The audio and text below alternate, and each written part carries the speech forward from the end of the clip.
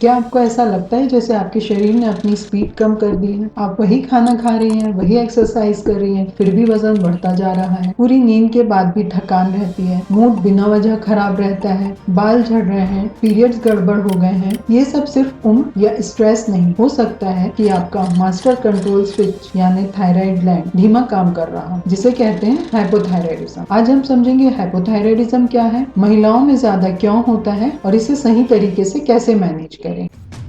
Thyroid gland बहुत छोटा होता है, लगभग 20 ग्राम, लेकिन यह शरीर की लगभग हर सेल को कंट्रोल करता है। थायराइड ग्लैंड दो मुख्य हार्मोन बनाता है, T4 और T3। इसे ऐसे समझिए, T4 टंकी में रखा पेट्रोल है और T3 इंजन में चलने वाला पेट्रोल। T4 हार्मोन शरीर में जाकर T3 हार्मोन में बदलता है और यह T3 ही एक्टिव हार्मोन है जो शरीर की स्पीड कंट्रोल करता है। यह शरीर को एनर्जी नहीं देता है, यह एनर्जी की स्पीड को कंट्रोल करता है। यह हर सेल को बताता है कितनी ऊर्जा बनानी है, कितनी कैलोरी जलानी है, अंग कितनी तेजी से काम करेंगे। हाइपोथायराइड में सब कुछ धीमा हो जाता है, आपकी पाचन क्रिया धीमी, दिल की धड़कन धीमी, कैलोरी की बर्निंग धीमी, आपके दिमाग की गति भी धीमी। यही वजह है कि आपको थकान, कब्ज और ब्रेन फॉग होता है। महिलाओं में हाइपोथायराइडिज्म की संभावना पुरुषों से 5 से 8 गुना ज्यादा होती है। इसमें शरीर का इम्यून सिस्टम गलती से अपने ही थायराइड ग्लैंड पर हमला करने लगता है। महिलाएं जीवन में कई हार्मोनल बदलाव से होकर गुजरती हैं। प्रेगनेंसी, डिलीवरी के बाद पेरीमेनोपॉज और मेनोपॉज, हर बड़े हार्मोनल बदलाव पर इम्यून सिस्टम थोड़ा कंफ्यूज हो सकता है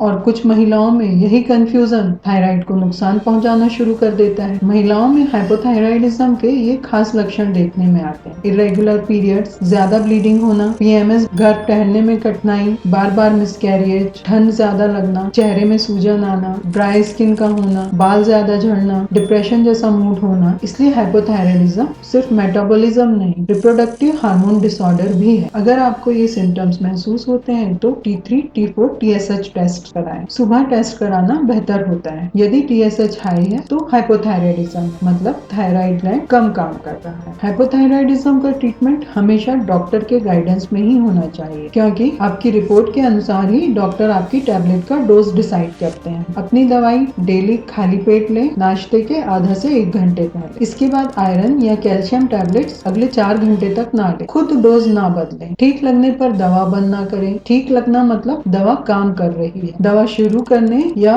बदलने के 6 से 8 हफ्ते बाद TSH टेस्ट रिपीट करें। कई लोग सोचते हैं कि थायराइड की दवाइयों की आदत पड़ जाती है। यह एक मिथ है। हाइपोथायराइडिज्म में आप सिर्फ उस हार्मोन की कमी को पूरा कर रही हैं जो आपका शरीर खुद नहीं बना पा रहा। यह एक रिप्लेसमेंट थेरेपी है जो जिंदगी भर चल सकती है और यह आपकी क्वालिटी ऑफ लाइफ के लिए जरूरी। मेडिसिन हार्मोन ठीक करती हैं, लेकिन डाइट और लाइफस्टाइल मॉडिफिकेशन इसे सपोर्ट करते हैं। सही खान पान से थायराइड को बहुत हद तक कंट्रोल किया जा सकता है। थायराइड हार्मोन बनाने के लिए आयोडीन बहुत जरूरी है, इसलिए अपने खाने में आयोडीन वाला नमक नॉर्मल क्वांटिटी में लें, ज्यादा नहीं। दही रोज खाएं। इसके अलावा सेलेनियम और जिंक थायराइड हार्मोन को एक्टिवेट करने में मदद करते हैं, जो नट्स, सीड्स और दालों में मिलते हैं। इन्हें रोज अपनी डाइट में शामिल करें। साथ ही आयरन और विटामिन डी की कमी ठीक रखें, क्योंकि इनकी कमी भी थायराइड के काम में बाधा डालती है। पत्ता गोभी, फूल गोभी, ब्रोकली और सोया प्रोडक्ट्स को पूरी तरह बंद करने की जरूरत नहीं, लेकिन बहुत ज्यादा और कच्चा खाने से बचें। और सबसे जरूरी है स्ट्रेस कंट्रोल। लगातार तनाव से कॉर्टिसोल हार्मोन बढ़ता है